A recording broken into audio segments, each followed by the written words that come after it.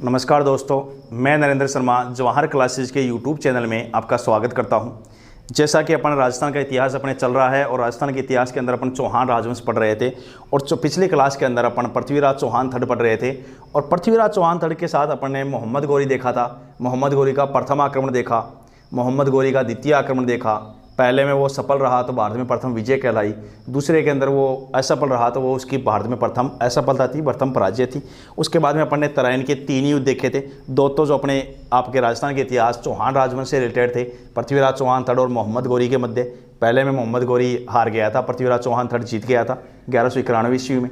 दूसरा 1192 ईस्वी में हुआ तराइन का द्वितीय युद्ध, इसमें वो भी मोहम्मद गौरी और पृथ्वीराज चौहान थर्ड के मध्य ही होता है। और इसमें आपको पता है कौन जीत गया था, मोहम्मद गौरी जीत गया था और पृथ्वीराज यहाँ से भागा था, करनाल हरियाणा से आपके भागता है, तराइन के युद्ध को मैदान को छोड़ के भागता है। तो उसको सिरसा हरियाणा से आपके व्यक्ति थे मोहम्मद गौरी, उन्होंने पकड़ लिया और वो लेके गया था उसको गजनी, और गजनी अफगानिस्तान लेके जाता है और वहाँ पे उसकी अंधा करके क्या कर देता है, समाधि बना देता है। ये बातें अपन ने देखी थी। इसके बाद में भी कुछ स्टोरी बची है, उसको भी अपन देखेंगे। अब थोड़ा पृथ्वीराज और बचा है, उसको अपन डिस्कस करते हैं, ध्यान से समझते हैं। देखो दोस्तों, बात करते हैं तो पृथ्वीराज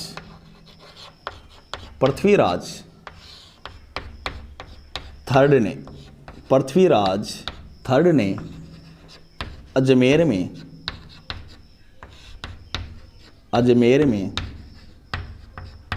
कला साहित्य विभाग, पृथ्वीराज थर्ड ने अजमेर में कला साहित्य विभाग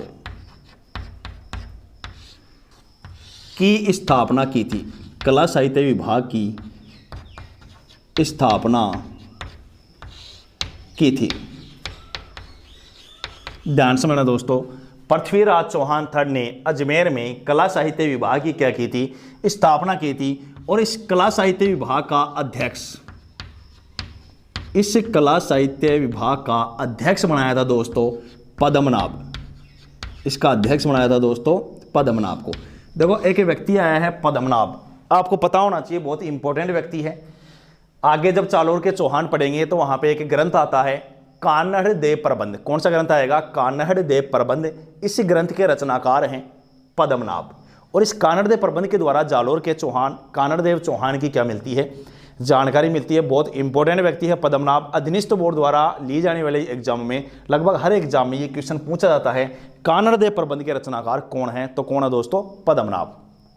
तो देखो दोस्तों, पृथ्वीराज चौहान थर्ड ने अजमेर में कला साहित्य विभाग की क्या की थी, स्थापना की थी। इसका अध्यक्ष किसको बनाया था दोस्तों?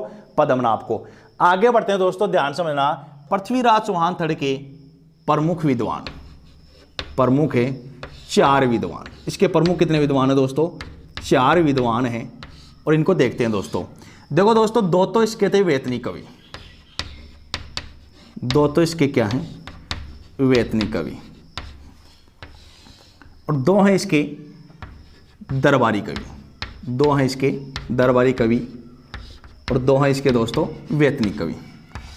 देखो दोस्तों, पहले बात करते हैं वेतनी कवि और दरबारी कवि में क्या फर्क होता है। वेतनी कवि और दरबारी कवि में क्या फर्क होता है? देखो, वेतनी कवि और दरबारी कवि को आज के परिप्रेक्ष्य में लेके देख सकते हैं। जैसे मान लो कोई प्राइवेट एम्प्लॉय है और प्राइवेट एम्प्लॉय कहीं पे काम करता है, तो जब वो काम करता है तभी उसको क्या मिलता है दोस्तों?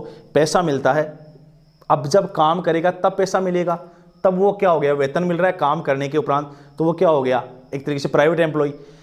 गवर्नमेंट एम्प्लॉय की बात करते हैं, वो अगर जाता है, काम करता है, नहीं करता, वो उसके ऊपर डिपेंड करता है। नहीं करता तो भी उसका वेतन फिक्स रहता है, उसको मिलेगा ही मिलेगा दोस्तों। गवर्नमेंट एम्प्लॉय क्या होता है? फिक्स होता है, उसको वेतन मिलेगा ही मिलेगा। वैसा ही सीन यहाँ पे है। वेतनी कवि किसको कहते हैं दोस्तों? एक तरीके से प्राइवेट एम्प्लॉय है। और दरबारी कवि जो होगा एक तरीके से क्या है? गवर्नमेंट एम्प्लॉय है।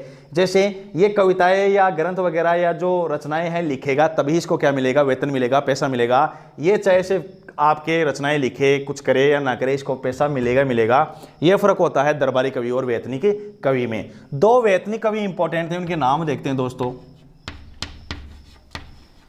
एक का नाम है दोस्तों वागीश्वर, एक का नाम है दोस्तों वागीश्वर, और दूसरा है दोस्तों आपके जनार्दन। 2 वेतनी कवि थे पृथ्वीराज चौहान थर्ड के। पहला आपके वागीश्वर और दूसरा आपके है दोस्तों जनार्दन। 2 इसके क्या है दोस्तों? दरबारी कवि हैं। और दरबारी कवि दोनों ही महत्वपूर्ण हैं। पहला बात करते हैं जयानक भट्ट। पहला इसका दरबारी विद्वान कौन था दोस्तों? जयानक भट्ट। और दूसरा इसका दरबारी विद्वान है दोस्तों चंद्रबरदाई। दूसरा कौन है दोस्तों? चंद्रबरदाई। ध्यान समझना दोस्तों। बात करते हैं जयानक भट्ट की। देखो दोस्तों, इस जयानक भट्ट ने एक ग्रंथ लिखा था। इस जयानक भट्ट ने एक ग्रंथ लिखा है, उस ग्रंथ का नाम है पृथ्वीराज विजय। उस ग्रंथ का नाम है पृथ्वीराज विजय। ये जो पृथ्वीराज विजय लिखा गया है दोस्तों, ये संस्कृत भाषा में लिखा गया है। कौन सी भाषा में लिखा गया है दोस्तों? संस्कृत भाषा में। ध्यान समझना, जयानक भट्ट ने एक ग्रंथ लिखा है, उस ग्रंथ का नाम है पृथ्वीराज विजय। और मैं पहले बता चुका हूं, ये वही जयानक भट्ट है जिसने विग्रहराज चतुर्थ को एक उपाधि प्रदान करी थी, और वो उपाधि थी कवि बांधव या कटिबंधु की। आरएस में एक क्वेश्चन पूछा भी गया था कि विग्रहराज चतुर्थ को कवि बांधव की उपाधि से किसने नवाजा था? तो किसने नवाजा था दोस्तों? जयानक भट्ट। जयानक भट्ट उसको क्या बोलता है? कवि बांधव बोलता है। तो यही जयानक भट्ट आपके दरबारी विद्वान था, किसका? पृथ्वीराज चौहान थर्ड का। इसने एक ग्रंथ लिखा था, ग्रंथ का नाम है दोस्तों पृथ्वीराज विजय। पृथ्वीराज जो विजय है, कौन सी भाषा में लिखा गया है दोस्तों? संस्कृत भाषा में। इसी पृथ्वीराज चौहान थर्ड के दूसरे दरबारी विद्वान हैं चंद्रबरदाई, और उनका एक ग्रंथ है, प्रसिद्ध ग्रंथ है दोस्तों, पृथ्वीराज रासो। कौन सा ग्रंथ होगा दोस्तों? पृथ्वीराज रासो। ध्यान समझना दोस्तों। पहली बात, पृथ्वीराज रासो की बात करते हैं तो पृथ्वीराज रासो जो है आपके कौन सी भाषा में लिखा गया है? पिंगल भाषा में। कौन सी भाषा में लिखा गया है दोस्तों? पिंगल भाषा। पृथ्वीराज रासो जो है आपके कौन सी भाषा में लिखा गया है? पिंगल भाषा में लिखा गया है। चंद्रबरदाई जो थे आपके हिंदी साहित्य के जो हैं कवि थे, हिंदी कवि थे। अब बात करते हैं पिंगल क्या होती है। तो देखो, राजस्थानी साहित्य पढ़ेंगे अपने। राजस्थानी साहित्य दो भाग बढ़ते हैं। मारवाड़ी का साहित्यिक रूप डिंगल कहलाता है, और पूर्वी वह ब्रज राजस्थानी जो है उसका साहित्यिक रूप क्या कहलाता है? पिंगल कहलाता है। तो चंद्रबरदाई ने इस ग्रंथ की पृथ्वीराज रासो की रचना कौन सी भाषा में की थी दोस्तों? पिंगल भाषा में। अब देखो दोस्तों, कई बार एग्जाम में क्वेश्चन आता है कि तराइन के युद्धों का वर्णन मिलता है। तराइन के युद्धों का वर्णन मिलता है, तो कई बार अपन इस क्वेश्चन को गलत कर देते हैं। अपने को लगता है पृथ्वीराज की विजय का वर्णन है पृथ्वीराज विजय में, तो इसमें क्या आएगा? तराइन के युद्धों का वर्णन आता है, जबकि ऐसा बिल्कुल नहीं है दोस्तों। पृथ्वीराज रासो में ही क्या मिलेगा? तराइन युद्धों का वर्णन। पृथ्वीराज रासो में ही क्या मिलता है? तराइन युद्धों का वर्णन। इसी पृथ्वीराज रासो की बात करते हैं। इसी पृथ्वीराज रासो में मिलता है दोस्तों संयोगिता का वर्णन। इसी पृथ्वीराज रासो में मिलता है दोस्तों संयोगिता का वर्णन। तो मैं जिस पृथ्वीराज रासो की बात कर रहा हूं, ध्यान समझना। चंद्रबरदाई का एक ग्रंथ है, ग्रंथ का नाम है पृथ्वीराज रासो। पिंगल भाषा में लिखा गया है। तराइन के युद्धों का वर्णन मिलता है इसी में मिलता है संयोगिता का वर्णन। देखो ध्यान समझना दोस्तों, इस चंद्रबरदाई का एक पुत्र था। इस चंद्रबरदाई का एक क्या था दोस्तों? पुत्र था। उस पुत्र का नाम था जलहन। उस पुत्र का नाम क्या है दोस्तों? जलहन। और आपको पता होना चाहिए, इस पृथ्वीराज रासो को जलहन ने ही क्या किया था दोस्तों? पूरा किया था। इस पृथ्वीराज रासो को जलहन ने ही क्या किया था दोस्तों? पूरा किया था। चंद्रबरदाई का एक ग्रंथ है, ग्रंथ का नाम है पृथ्वीराज रासो। पृथ्वीराज रासो कौन सी भाषा में लिखा गया है? पिंगल भाषा में। इसी में तराइन के युद्धों का क्या मिलता है दोस्तों? वर्णन मिलता है। इसी में संयोगिता का क्या मिलता है दोस्तों? वर्णन मिलता है। इस ग्रंथ को पूरा करने वाला व्यक्ति कौन था दोस्तों? जलहन। और जलहन कौन था दोस्तों? चंद्रबरदाई का पुत्र था। चंद्रबरदाई के पुत्र का नाम क्या था दोस्तों? जलहन। आगे देखते हैं दोस्तों, इसी पृथ्वीराज रासो के अनुसार, इसी पृथ्वीराज रासो के अनुसार चौहानों की उत्पत्ति। इसी पृथ्वीराज रासो के अनुसार चौहानों की उत्पत्ति। तो पृथ्वीराज रासो के अनुसार चौहानों की उत्पत्ति किससे बताई गई है दोस्तों? अग्निकुंड से। पृथ्वीराज रासो के अनुसार चौहानों की उत्पत्ति किससे बताई गई दोस्तों? अग्निकुंड से। पृथ्वीराज रासो चंद्रबरदाई का जो ग्रंथ है वो ये बात कहता है कि चौहानों की उत्पत्ति किससे हुई है? अग्निकुंड से। ध्यान समझना, इनकी उत्पत्ति अग्निकुंड से हुई है। इस बात का समर्थन दो व्यक्ति करते हैं दोस्तों। एक तो आपके मूणोत नैन्सी। एक तो आपके कौन है? मूणोत नैन्सी। इंपॉर्टेंट व्यक्ति है। आगे जब ज्वालापुर के चौहान पढ़ेंगे वहाँ पे इसके बारे में बताऊंगा भी मैं।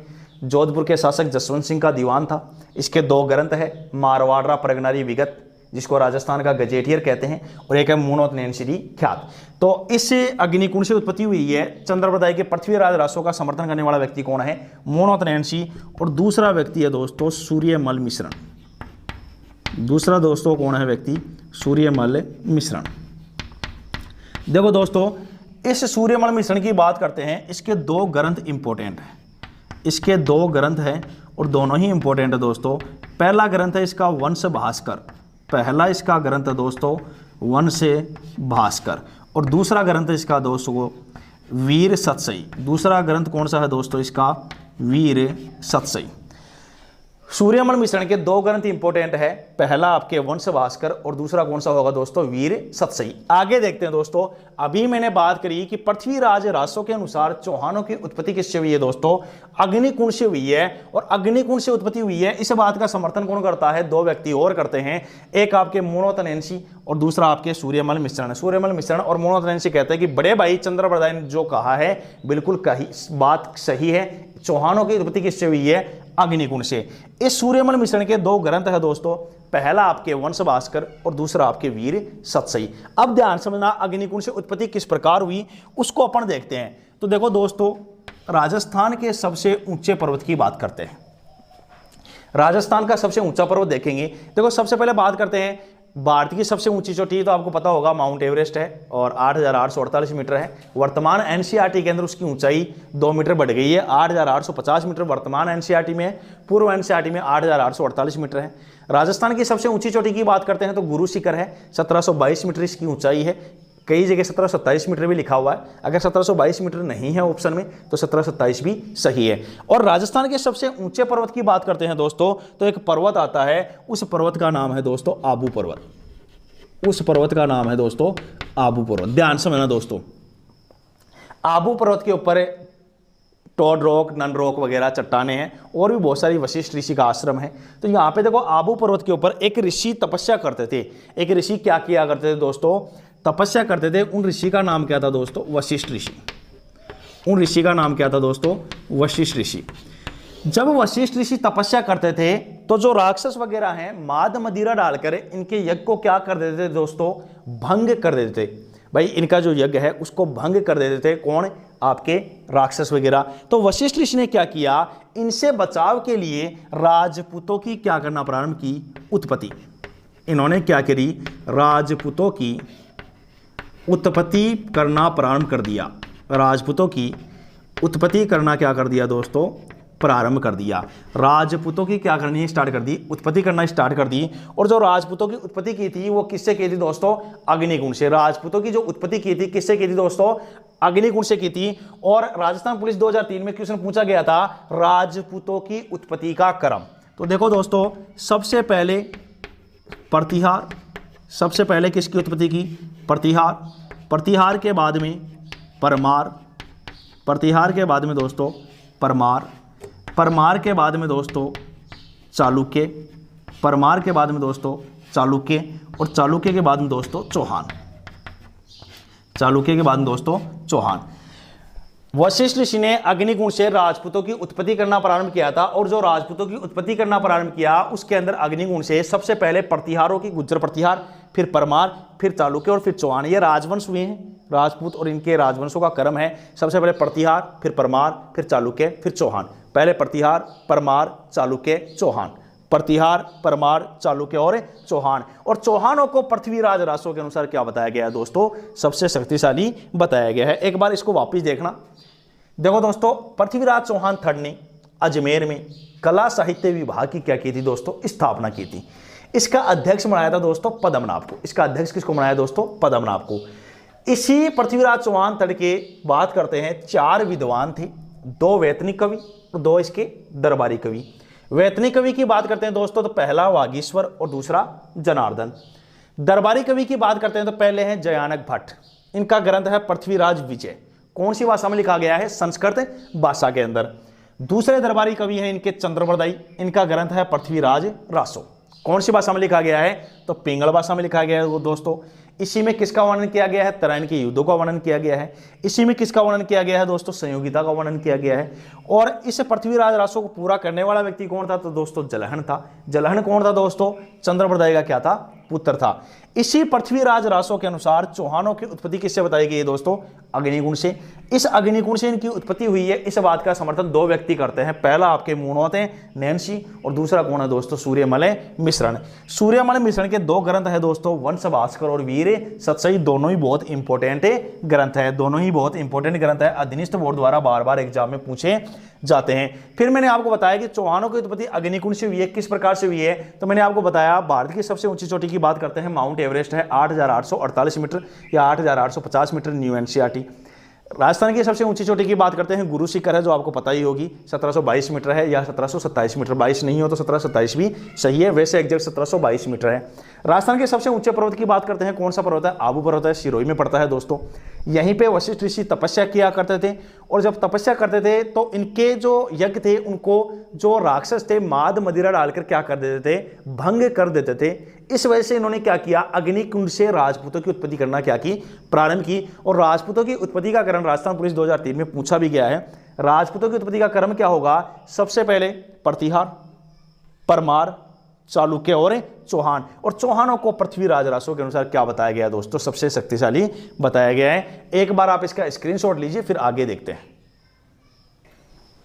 आगे देखते हैं दोस्तों, पृथ्वीराज चौहान थर्ड की आगे बातें करते हैं। तो आपको एक बात बताता हूं कि भाई आपने पिछले क्लास में देखा होगा मोहम्मद गौरी और पृथ्वीराज चौहान थर्ड के मध्य युद्ध हुआ था, और उस युद्ध के दौरान आपको पता है द्वितीय युद्ध, तराइन के द्वितीय युद्ध में आपके मोहम्मद गौरी जीत गया था, और मोहम्मद गौरी ले जाता है किसको? पृथ्वीराज चौहान थर्ड को गजनी, और गजनी ले जाकर उसको सामने बिठाता है दोस्तों। एक कुर्सी उसको दे दी, एक कुर्सी खुद ले ली और बैठ गया आमने सामने। और अब पृथ्वीराज चौहान थर्ड से बोलता है कौन? मोहम्मद गौरी की, हाँ पृथ्वीराज अब बोल। तो पृथ्वीराज आंख दिखा के बात कर रहा था साहब, किससे? मोहम्मद गौरी से। तो मोहम्मद गौरी ने कहा कि ताव मत खा, थोड़ी आंखें नीची कर ले साहब, थोड़ी आंखें नीची कर ले। लेकिन साहब पृथ्वीराज चौहान थर्ड राजपूत है, कैसे आंखें नीची कर ले? थोड़ी फिल्मी स्टाइल मार दी साहब, कि राजपूत तो आंखें ऐसी ऊंची रखते हैं साहब। अब फिल्मी स्टाइल मारी तो मोहम्मद गौरी बोलता है, बोले कोई बात नहीं के। उसने सैनिकों को बुलाया और सैनिकों को बुला के बोल दिया कि साहब इसकी क्या कर दो, दोनों आंखें फोड़ दो। तो पृथ्वीराज चौहान थर्ड की क्या कर दी? मोहम्मद गौरी ने दोनों आंखें फुड़वा दी, उसको क्या कर दिया? जेल में डाल दिया था दोस्तों। अब आगे क्या होता है ध्यान समझना। पृथ्वीराज चौहान थर्ड के जो सखा थे, उन सखा का नाम था चंद्रप्रदाई। पृथ्वीराज चौहान थर्ड के सखा मित्र, इनके बारे में कहा भी जाता है कि एक थाल जन्म और एक थाल मरण है। तो पृथ्वीराज के जो सखा हैं वो चंद्रप्रदाई थे। तो चंद्रप्रदाई मिलने पहुंचता है पृथ्वीराज से, कहां पे? गजनी। गजनी पहुंचता है, और गजनी जब पृथ्वीराज चौहान थर्ड जेल में था तो पृथ्वीराज चौहान थर्ड से मुलाकात करता है, और पृथ्वीराज चौहान थर्ड को महाराज शब्द कह के क्या करता है? संबोधित करता है। तो पृथ्वीराज चौहान थर्ड जो हैं आपके बात करते हैं चंद्रप्रदाई की। चंद्रप्रदाई को बोलता है पृथ्वीराज कि हे चंद्रप्रदाई, मैं कहाँ का महाराज हूँ? मैं कोई महाराज नहीं हूँ, तो एक काम कर, मुझे आज से महाराज शब्द यूज करना क्या कर दे? बंद कर दे। तो फिर चंद्रप्रदाई ने उसको महाराज शब्द कह के संबोधित किया। तो पृथ्वीराज कहता है कि यार मुझे तू महाराज क्यों बोल रहा है? मैं कोई महाराज वराज नहीं हूँ। और क्या तू एक काम कर, चंद्रप्रदाई से पृथ्वीराज बोलता है कि कोई छुरा लेके आ, तू तेरे घुसोले और मेरे घुसो दे, और दोनों क्या कर दे? मर जाते हैं भाई। तो मेरे को तो कम से कम मार ही दे, मेरे को तो क्या कर दे? कम से कम मार ही दे। कौन कहता है? पृथ्वीराज। तो पृथ्वीराज चंद्रप्रदाय पूछता है कि भाई इस हताशा का कारण क्या है, जो आप निराश हो रखे हो, इस निराशा का कारण क्या है? तो पृथ्वीराज कहता है कि देख भाई, बात ऐसी है, मैं अंधा हो चुका हूं, तो मैं ना तो अब कहां पे जा सकता, अजमेर जाके राजा बन सकता, और ना ही मेरा टारगेट है मोहम्मद गौरी, मैं मोहम्मद गौरी को मार सकता। तो ऐसी जिंदगी जीने से क्या मतलब है कि मैं ना तो मोहम्मद गौरी को मार सकूं ना राजा बन सकूं। तो ये काम कर, तू मुझे ही मार दे तो कार्यक्रम समाप्ति हो जाए, ऐसी जिंदगी जी के करूंगा क्या? तो चंद्रप्रदाई बोलता है महाराज आप टेंशन मत लोगे। बोला क्यों? बोला थोड़े दिन बाद में एक प्रोग्राम आयोजित हो रहा है, ठीक है, उस प्रोग्राम की विशेषता बताता हूं मैं आपको। वहां पे आपको कैदियों को भी जाने की क्या है? अनुमति है।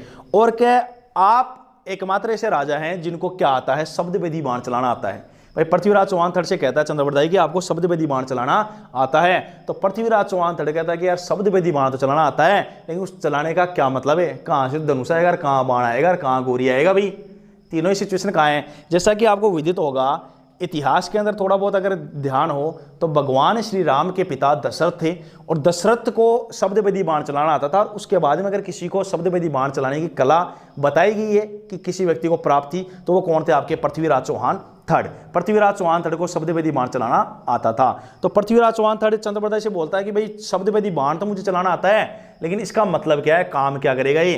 तो चंद्रप्रदाय बोलता है कि महाराज थोड़े दिन बाद में एक फंक्शन का आयोजन होने वाला है, उस फंक्शन के अंदर कैदियों को भी बुलाया जाएगा और बाकी का प्रोग्राम वहीं पे आपको सेट करके मैं बता दूंगा साहब। अब वो दिन आ गया साहब, वो प्रोग्राम सेट किया गया। क्या प्रोग्राम था देखते हैं। देखो बात करते हैं। देखो दोस्तों, जो भी दुर्ग वगैरह होते हैं सबसे ऊपर का कोई भी स्थान होता है वो कौन सा महल कहलाता है दोस्तों, रानी महल। सबसे ऊपर का जो महल कहलाता है कौन सा कहलाता है दोस्तों, रानी महल। यहीं पे मोहम्मद गौरी बैठा हुआ था। कौन बैठा हुआ था दोस्तों, गौरी बैठा हुआ था।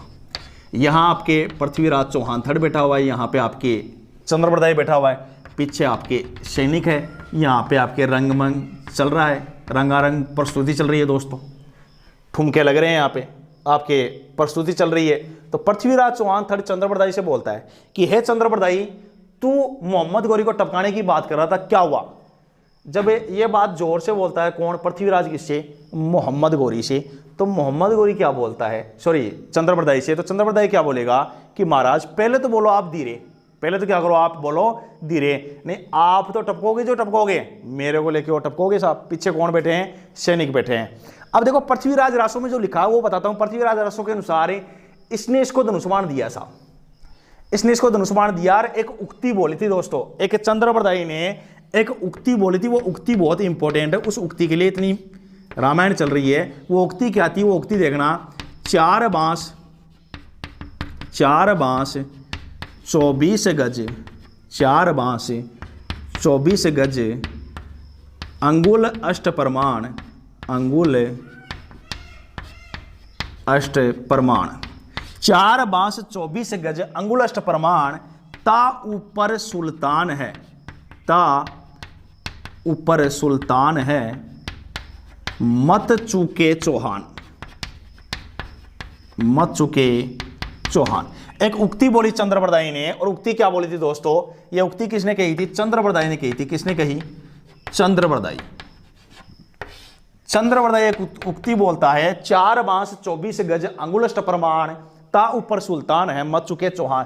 पहले दो जो दूरियां थी वो बांस में नपती थी, तो 4 बांस और 24 गज और 8 उंगलियों के ऊपर क्या बैठा हुआ है, सुल्तान बैठा हुआ है। आप बाण चलाइए और मत चूकिए। पृथ्वीराज रासो के अनुसार जो बात मिलती है कि इसने बाण चलाया और इसने मोहम्मद गौरी को बाण मार दिया, फिर चंद्रप्रदाय और पृथ्वीराज चौहान ने भी आपस में छुरा गोप के अपनी क्या कर ली थी, हत्या कर ली थी। लेकिन ध्यान रखना दोस्तों, जब भी भारत का इतिहास पढ़ते हैं ऐसे तथ्य कहीं सामने नहीं आते हैं। ये जो बातें कही गई है सिर्फ किसके अनुसार है, पृथ्वीराज रासो के अनुसार है। बाकी जब भारत का इतिहास पढ़ते हैं तो आपको पता होना चाहिए मोहम्मद गौरी ने इसकी समाधि बना दी थी 1192 में, जो मैंने आपको लिखा है था पिछले क्लास के अंदर।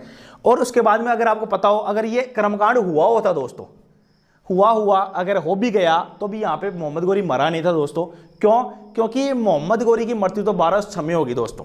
कब होगी, 1206 में होगी, क्योंकि 1194 ईस्वी के अंदर 1194 ईस्वी एक युद्ध करता है मोहम्मद गौरी। जब भारत का इतिहास पढ़ते हैं, चंदावर का युद्ध किया था जयचंद गढ़वाल से, ठीक है, उसमें जीत गया था। फिर मोहम्मद गौरी के आदेश पे ही कुतुबुद्दीन ऐबक ने अपने जो विग्रहराज चतुर्थ ने अजमेर में सरस्वती कंठावर्ण नामक संस्कृत पाठशाला बनवाई थी, उसको तुड़वाया था और उसकी जगह एडाइदिन के झोपड़े का निर्माण करवाया था कुतुबुद्दीन ऐबक ने मोहम्मद गौरी के आदेश पे। फिर मोहम्मद गौरी ने आगे चल के एक सिक्के चलवाए थे दोस्तों, एक सिक्के चलवाए थे मोहम्मद गौरी ने, और उन सिक्कों को कहते हैं दहलीवाल। दहलीवाल नामक सिक्के चलाए थे। और इस दहलीवाल नामक सिक्कों के, भाई सिक्के के 2 पहलू होते हैं। एक साइड में लक्ष्मी जी का चित्र था दोस्तों, एक साइड में लक्ष्मी जी का क्या था, चित्र, और एक साइड में क्या था दोस्तों, कलमा अंकिता। एक साइड में क्या अंकिता, कलमा अंकिता। ये सिक्के चलाए थे किसने, आपकी मोहम्मद गौरी ने। और मोहम्मद गौरी ने 1205 ईस्वी में खोखरों का दमन किया था और 1206 में मृत्यु होती है किसकी, मोहम्मद गौरी की। तो यह बात तो स्पष्ट है कि पृथ्वीराज चौहान थर्ड द्वारा किसकी मृत्यु या किसकी मृत्यु नहीं आई या किसको मौत के घाट नहीं उतारा गया, मोहम्मद गौरी को। मोहम्मद गौरी की पृथ्वीराज चौहान थर्ड के हाथों मृत्यु नहीं हुई थी। अब बात यह है कि ये पृथ्वीराज रासो में ये बातें लिखी हुई है, अब इसमें कितनी सच्चाई है वो तो क्या कह सकते हैं, क्योंकि चंद्रप्रदाय जो था वो आगे कहाँ पे चला गया था, गजनी चला गया था पृथ्वीराज से मिलने के लिए, और उसके बाद का ये सब कर्मकांड है। और इसको पूरा करने वाला व्यक्ति कौन है, जलहण है, जो पृथ्वीराज चौहान थर्ड के बारे में लिखता है, चंद्रप्रदाय का जो पुत्र था। तो उसने क्या लिखा और क्या नहीं लिखा, क्या सत्यता थी, कुछ प्रभावी नहीं है। लेकिन भारत का जब इतिहास पढ़ते हैं तो ऐसा कोई कर्मकांड हुआ ही नहीं, इस बात का पता चलता है। लेकिन अब बात यह है कि ये पढ़ा है तो ये क्या काम आएगा। दो बातें आपको ध्यान रखनी है। देखो पृथ्वीराज चौहान थर्ड ने, देखो चंद्रप्रदाई एक उक्ति बोलता है 4 बांस 24 गज अंगुलश प्रमाण ता ऊपर सुल्तान है मत चुके चौहान। पहली बात तो ये उक्ति कही किसके लिए गई है, तो कही मोहम्मद गोरी के लिए गई है। किसने कही है, चंद्रप्रदाई ने कही है। और किसको कही है साहब, तो पृथ्वीराज चौहान थर्ड को कही है। यह बात आपको ध्यान में रखनी है दोस्तों। इसके अलावा बात करते हैं, एक लाइन और ध्यान रखना, पृथ्वीराज थर्ड के काल में, पृथ्वीराज थर्ड के काल में सरस्वती कंठाभरण, सरस्वती कंठाभरण नामक संस्कृत पाठशाला, ध्यान समझना, पृथ्वीराज थर्ड के काल में सरस्वती कंठाभरण नामक संस्कृत पाठशाला में 85 विषयों का अध्यापन कार्य होता था। ध्यान समझना दोस्तों, मैंने आपको पहले विग्रह राज चतुर्थी में पढ़ाया था कि विग्रह राज चतुर्थी या बिसलदेव चौहान ने अजमेर में सरस्वती कंठाभरण नामक संस्कृत पाठशाला क्या करवाया था दोस्तों, निर्माण करवाया था। तो इस पृथ्वीराज चौहान थर्ड के काल में इस समय इस सरस्वती कंठाभरण नामक संस्कृत पाठशाला में 85 विषयों का क्या होता था, अध्यापन कार्य करवाया जाता था। 85 विषयों को क्या करते थे, पढ़ाते थे दोस्तों। इसका एक बार आप स्क्रीनशॉट लीजिए। देखो दोस्तों, पृथ्वीराज चौहान थर्ड अपन ने पढ़ा है और पृथ्वीराज चौहान थर्ड एंड भी हो गया है। मैंने आपको बताया था संयोगिता के बारे में भी कि संयोगिता का अपहरण किया था। दिग्विजय की नीति भी अपन ने देखी है पृथ्वीराज के बारे में। और उस दिग्विजय की नीति मैंने आपको यह भी कहा था कि यह संयोगिता जो है भारत का दुर्भाग्य है। और यह दुर्भाग्य आपके सामने भी आया था कि जयचंद गढ़वाल ने मोहम्मद गोरी की सहायता करी थी और मोहम्मद गोरी की सहायता करने से यहाँ पे क्या हो गई थी, भारत में मुस्लिम सत्ता का आगमन हो गया।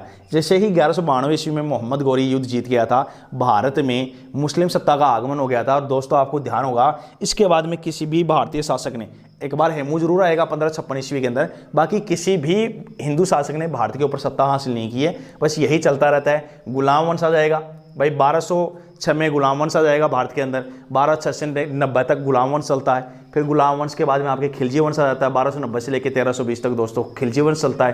1320 से 1414 तक आपके बात करेंगे तो आपके तुगलक वंश आ जाएगा। तुगलक वंश के बाद 1414 से लेकर 51 तक आपके सैयद राजवंश आता है। 1451 से लेकर 1526 तक आपके लोधी राजवंश रहता है। और आपको पता ही होगा 1526 से लेकर फिर जब 1862 में बहादुर शाह जफर सेकंड का क्या होता है, निधन होता है, उस टाइम तक आपके मुगल चलते हैं। फिर आपको पता होगा पुर्तगालियों ने, ठीक है, पुर्तगालियों के बाद में डच के बाद में अंग्रेज, अंग्रेजों के बाद में फ्रांसीसियों ने भारत के ऊपर क्या किया है, राज किया है। और 1947 तक अंग्रेज राज करते ही रहे थे। तो आपके सामने है, कहीं पे भी फिर भारतीय सत्ता आई ही नहीं दोस्तों। अब भारत के अंदर हिंदू सत्ता नहीं आई तो पृथ्वीराज चौहान थर्ड के साथ इनका क्या हो गया था, एंड हो गया था। एक बार जो आज पढ़ा है वो रिपीट कर लेते हैं दोस्तों। देखो सबसे पहले बात करी थी अपन ने पृथ्वीराज चौहान थर्ड की। तो पृथ्वीराज चौहान थर्ड ने अजमेर में कला साहित्य विभाग की स्थापना की थी दोस्तों। उस कला साहित्य विभाग का अध्यक्ष जो बनाया गया था वो किसको बनाया गया दोस्तों, पद्मनाभ को। कला साहित्य विभाग का जो अध्यक्ष बनाया गया दोस्तों, किसको बनाया गया, पद्मनाभ को। उसके बाद मैंने आपको बताया पृथ्वीराज चौहान थर्ड के दरबारी विद्वान दो तो है वेतनिक कवि।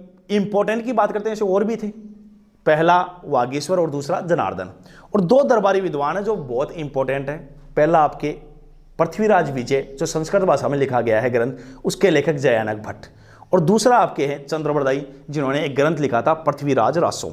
पृथ्वीराज रासो की मैं बात करता हूं तो पृथ्वीराज रासो जो है आपके पिंगला भाषा में लिखा गया है। कौन सी भाषा में लिखा गया है दोस्तों, पिंगला भाषा में लिखा गया है। पृथ्वीराज रासो के अंदर ही बात करते हैं तो तराइन के युद्धों का वर्णन मिलता है।